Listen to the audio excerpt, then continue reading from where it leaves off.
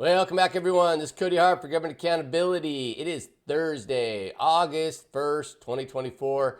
Election day is quickly approaching, so I want to remind everyone to get out there and vote. We have very low turnout so far. You will only win if you vote. Vote for the candidate you support the most, and I do appreciate every vote I get. Today, I have some very big news, as the title indicated. I wanted to explain to everyone. There is a very real and likely indictment by the Trump administration for election interference by the Washington State House of Representatives in the current election relating to my petition for impeachment inquiry against the candidate named himself Bob Ferguson. And I wanted to use this video to explain why. So first, today is going to be a little lengthy. I'm going to try to go over the actual documents that are submitted and let everyone know the documents that I'm going to go over today, all of them for this impeachment inquiry.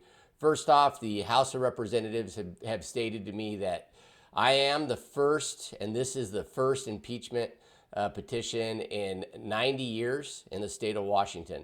I think it's really important to share with everyone. I've had conversations with well-established politicians. I'm not a traditional politician, so I say it that way. I'm maybe not even one, the way I look at life. But with that said, they have stated how members of the judiciary have violated the Constitution, how they don't have enough power. These are Republicans telling me this. They don't have enough power to do anything. And I point out to them, and their jaws drop, and they get real quiet when I say, you have the power of impeachment. You haven't used it, and no Republican, nobody's used it in this state. I thought it was 61 years. The chief clerk, the assistant to the chief clerk of the House of Representatives has told me it's been over 90 years. And that's because our government has not been doing its job. Our elected officials have not been doing their job to hold government accountable. It took someone like me, someone who is sick and tired of the lack of action and people not doing their job in government, to be the first one to do this in 90 years. So first, as an update on the impeachment inquiry, I've completed most of my documents. And I'm making those available to the public, to all of my subscribers on my website, codyhart.org. Right before the election, I'll be emailing those out probably on Sunday afternoon. I'm going to give everybody a chance to subscribe who wants a copy of the documents that I'm going to go over today. And if you'll watch this video, you'll see what they are and decide for yourself if you want them. Subscribing to my website is free, but simply put, I want to reward those who are following this with a copy directly from me in my subscription list of what has been submitted as the first petition for impeachment inquiry in 90 years in the state of Washington. I'll remind everyone, I'm not a lawyer. I had to review the legislative archives. I had to review old documents to figure out how this process was supposed to work. And I believe through the provisions of the Constitution of the state of Washington, I have done this properly. And so let's first talk about where it's at. Every single member of the House of Representatives of the state of Washington has received all of these documents. They have been transmitted first to the governor as the chief official of the state of Washington to be transmitted to all members of the House. Now, not surprisingly, the House officials have told me they've not received their hard copy, and it appears, can't say for sure, it appears the governor has stopped this from being transmitted, the hard copies, to them as an official record. But Cody expected that because Jay Inslee's a dirtbag. And this is not going to be the first time I have seen him do something wrong. So I also transmitted it directly to the chief clerk of the House for distribution. Now, there seems to be some conflict in the chief clerk whether they are required to share the information with all members of the House, which I expected as well. And that's why I've also emailed it to almost every member of the House of Representatives directly through their email accounts. For those who didn't get it, go talk to the chief clerk, ask for a copy. It's a public record. Everyone can do a public records request. Let's find out what they did to it all, and you'll see today what they should be able to give you. But this is not uncommon for things to disappear in our government that they don't want to be a public record, and they don't want there to be action on. And So let's talk about what I'm asking him to do action on. And so this is the beginning of the petition for impeachment inquiry submitted to the House of Representatives, 2024 for Bob Ferguson. I've gone over it. And in all these documents, I've got 21 pages here. I am not going to read them today. I'm just going to go through some highlights to point some things out. For those who subscribe, again, free to subscribe to my email list, I will email all of these documents to my subscribers. Again, go to codyhart.org to subscribe. So first, there's the petition for impeachment. Format it in the way I think it should be formatted, using historical references. And it's a proposed resolution that I've asked any member of the House, and that's important to understand, a single member of the House of Representatives can keep this process moving forward. And maybe there's one that started, but I'm going to play it safe and let all of you know. Treat it like they haven't, because most of our politicians in the state are negligent in their duty to follow the Constitution. So we have a proposed resolution here that I've outlined to the House why a impeachment inquiry should be proceed through the House, move to the floor through the Speaker, why the Speaker should move forward with it, calling for the inquiry. And this again is in regards to the judgment by Thurston County Superior Court against Bob Ferguson. This is a public record. Thurston County Superior Court judgment that Bob Ferguson acted unlawfully in his official capacity as Attorney General of the state of Washington, which acting unlawfully is defined as an act of malfeasance. Okay, so let's move on to some highlights here. I included the petition. I included the evidence. So next, you'll see I have in here something called a motion to disqualify Jay Inslee governor. Now, that is a rule the governor's position has in this. But for those who did not notice, the governor was a co-defendant in the case that Bob Ferguson had judgment issued against him. So I put in here also a memorandum of the laws that under the state laws and Constitution that the Jay Inslee is prohibited under violation of Ethics and Public Service Act, RCW 42.52, that he cannot participate in this impeachment process. Additionally, in the Constitution of the state of Washington, Article 3, Section 10, he's prohibited from participating in this matter. So they're very straightforward. I described them in here. Constitution, Article 3 says in case of removal, resignation, death, or disability, and it's my contention that because of the conflict, Jay Inslee is disabled and needs to be replaced. Moving forward, we have a petition and a motion for a memorandum in support of extraordinary session. Now, right now, we are not in session of the legislature, but this is what this whole video is about. Because as we discussed, there needs to be a special session called. And this document really points out some key things to talk about. So first, remember Bob Ferguson took an oath. This is the most recent one is in January 21st, stating that he would support the laws of the state of Washington. Well, it's my argument, first off, that the special session is necessary because it's almost certain to succeed. The evidence is straightforward. According to Article 5, Section 2 of the Constitution of the state of Washington, the governor, other state and judicial officials, that includes Attorney General, except judges and justices of courts not of record, shall be liable. That means they are liable to impeachment for high crimes, misdemeanors, or malfeasance. Malfeasance is the wrongful or unjust of doing some act which the doer has no right to perform or which he has stipulated by contract not to do. He's agreed through his oath not to break the law. Okay. Really importantly here, RCW 9.92.120, the conviction of a public officer of any felony or malfeasance, remember we have judgment of malfeasance, shall entail, in addition to other such penalty as may be imposed, the forfeiture of his office and disqualify him or her from ever afterward holding any public office in the state. So it is not just me. This is not ambiguous at all. Bob Ferguson, Attorney General of the state of Washington, has committed an unlawful act. He has had judgment issued as a public record in Thurston County Superior Court case, and is acting unlawfully, and as a result committed malfeasance. He now is trying to intrude into the public office of governor, and he's liable to the House of Representatives for impeachment. Okay, but most important to this video, unnecessary delay will disenfranchise voters and is prohibited. Okay, I'd like to read this section, this little small section here very clearly for you guys. The very real, imminent, and substantial harms that are allowing this matter to go unresolved, and as a result allowing Bob Ferguson to remain a candidate in the current 24 election for governor of the state of Washington, supports the claim that the special session is proper.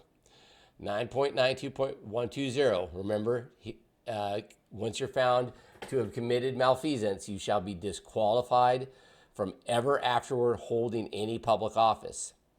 Okay, so state law is clear. Upon issuance of the judgment of committing unlawful acts, that's the judgment in Thurston County case, Bob Ferguson was disqualified from ever afterward holding any public office in the state, especially the office of governor, and is prohibited from having his name appear on the ballot.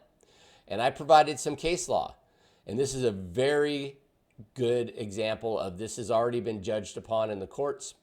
We can conceive, this is the words of a judge, we can conceive of no good reason why a ballot should contain the name of a person who is not in fact a candidate for a nomination, even though he may once have taken the steps which entitle him to such candidacy. The presence of his name, like that of a candidate who has died, could operate only to deprive uninformed electors of their votes to the injury of one or more of the actual candidates and to the possible perversion of the free public will. We are not prepared to hold that. The law requires this result. This is case Bordwell versus Williams, which is, I got through an attorney general opinion, which references in the state of Washington as case law in support of not allowing someone's name to appear on the ballot. Okay. And also a Supreme Court case, furthermore, Hoffman v. City of Ocean Shores. This is recent, 93. The forfeiture statute mandates forfeiture of public office if the public officer is convicted of any felony or malfeasance in office. Malfeasance generally refers to the commission of an unlawful act by a public official. So again, we have a judgment to public record, Superior Court, Thurston County, Bob Ferguson acted unlawfully. His office has been forfeited. He is not allowed to be on the ballot. And being on the ballot, just like that case I mentioned, Bordwell versus Williams, it only serves to deprive voters of a lawful vote and to interfere in other candidates having lawful elections. And it is not allowed. Now, that's my contention. And it's my contention that the House of Representatives has no choice. We have an affidavit here describing this petition and why it should be approved. And then we notice the members of all the House of Representatives. Again, this was submitted to every member and should be noticed to all of them to move forward and use their duty, use their authority and the duty under the Constitution to do their job. Okay. And then the chief clerk who has a copy is supposed to distribute it. I can't control these people. I'm just putting the record in that they're required to do it. And there's, obviously I didn't go over all the details. So if you want a full copy of everything to read at your leisure, go ahead and sign up for my email list at codyhart.org, and I'll be emailing that out at the end of the weekend. So why is this title of this article that faces election interference, federal indictment? Because the House of Representatives has a duty. They have a duty to bring this to a vote. They cannot individually say they don't want the vote to happen and that they have decided how the outcome will occur. It doesn't matter if Republicans say that we don't have the majority. They have a duty. They've always had a duty to bring malfeasance and acts of misconduct to the attention of the House for an impeachment, but they haven't done their job in 90 years. all the things they tell you about everything that's unconstitutional, and they're on the side of the Constitution mandates an impeachment vote, an inquiry, and let the Democrats or the dirty Republicans do what they're going to do. Put the vote on the record. We, the people, it's our system. They are required to do so according to the Constitution, and individually, it only takes one member of the House of Representatives, and I believe they're using their political powers right now to avoid their duty to demand a special session. It can be denied, but then who denies it is going to be held accountable. But they're giving them the out, and that's what I'm telling you is against the law. It's against the Constitution. They have a duty to bring it, and anyone who votes not to impeach is violating the Constitution because the malfeasance judgment has already been issued, and they have a duty to vote for impeachment for removal and prohibiting them from being on the ballot. And so by Bob Ferguson, in my belief, and what I am contending here, by him being on the ballot, he is depriving millions of uninformed voters, typically Democrats, and their votes are going to be destroyed. That's my contention. Their votes are not going to count, whether it's this primary or general election, and we're going to have chaos, and it can all be avoided. It's not too late. This can happen in the next week, and this will be resolved. It will be put to a vote and resolved, and that's the job that we have assigned the members of the House to do. And then it'll move forward, and we have this matter behind us. In the alternative, what does it look like they're going to do? What does all of it look like they're going to do? They're going to do as they've been doing for years and not holding people accountable, not holding their fellow politicians accountable for when they've been violating the Constitution, and in this case, when they have judgments issued that they've committed acts of malfeasance, and they're going to let everyone off the hook, and they're not going to vote on it. There's not going to be a public record. The public will never know that it happened. It will be obscured and found out by somebody in the future say, oh, did you know Bob Ferguson couldn't even be governor?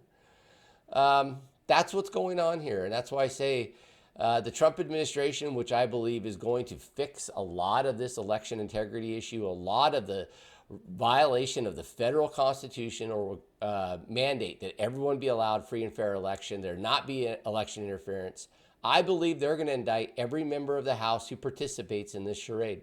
I'm hoping to be elected to the Congress, the U.S. Congress, and I would do the same against any member of the state of Washington or any other state who knowingly allowed an election to proceed in which a candidate was not lawfully allowed to be a candidate. And they didn't do their job to resolve it, to save and protect the integrity of the elections and to protect the votes of everyone, Republican and Democrat. I don't care. They're Americans. They deserve to have their vote counted. They deserve to know if this is illegal and it is unlawful for the ballots to have Bob Ferguson on it, and they then unlawful to eliminate a candidate from running in the general election just because an illegal candidate, in my opinion, Bob Ferguson, is on the ballot for the general election, which it looks like he's probably going to be. And he's taking away a position from another eligible candidate. And that brings up another point for all the candidates running for governor. Are you being deprived of a fair election? Do you have, as a candidate, the right to contest the election because the state allowed an unlawful election to proceed? I believe so. There are a lot of people running for governor, and I believe a lot of them have spent a lot of money, and their supporters had donated a lot of money believing that the election would be lawful, and there's been fraud committed if there was a candidate not lawfully authorized and filling a spot and taking away votes and wasting the money of people who have donated to a lawful candidate. And so I would remind all the candidates for governor out there of what is going on here, and you do with that what you will. It's my opinion. I think it's going to be supported by law, and I think the courts would agree that you are having fraud committed upon you by the House and the legislature of the state of Washington not doing their job to remove someone from the ballot who is not lawfully allowed to be on the ballot. So went over a lot today. I know that the election is close, and I am very fearful for the damage this is causing our state. This is probably happening across the nation with people who shouldn't lawfully be allowed to be on the ballot that are depriving people of their vote. So I'm going to let it go there. And I ask everybody to please do your part. If you want to help, I'm telling you how right now, call your representative. Every single representative in the state of Washington has the authority to protect your rights to vote and for free and fair elections by allowing and demanding this impeachment process move forward. You call them. I've called every one of them. You call them. You do your part and demand they bring this impeachment inquiry to the floor, and they demand that people be allowed the opportunity to vote on it, because it is our election. It's our civil rights that are being violated. They don't have a right to keep this quiet and say that it's too hard, and they lack the political will to do it. That is an interference in our elections that they will all be violating your rights on. So I got a lot of passion about this, you guys. We need to protect everyone's vote. You need to get out there and vote, and you need to call your representative in the House of Representatives of the state of Washington to move this process forward and make them do their job. So that's Cody Hart for the day, everyone. Thank you very much.